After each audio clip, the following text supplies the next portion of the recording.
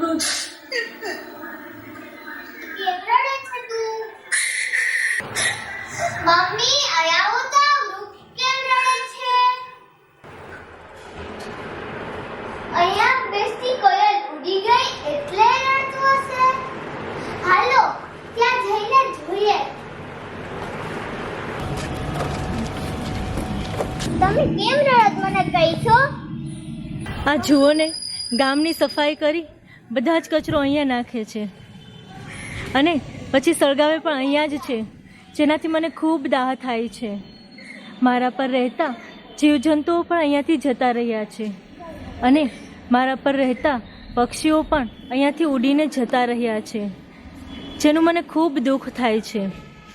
મને એવું લાગે છે એક દિવસ હું ખૂબ એકલો થઈ જઈશ અને આ જ આગમાં સળગીને મરી જઈશ. ના, એવું ન બોલો. હું તમને મદદ કરી. એ બેન, એ ભાઈ, આયા હો તો. તમે ગામની સાફ સફાઈ કરો એ બહુ સારું કામ કરો, પણ તમે અહીંયા જ ઢગલો કરીને અહીંયા જ પાડી ગયો. આથી ઝાડ રોકતું તું.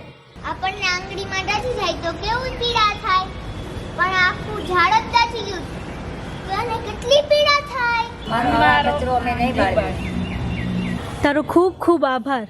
તે આજે મને જ નહીં પૂરા પર્યાવરણને બચાવ્યું છે. વૃક્ષ તો મારું જીવન છે.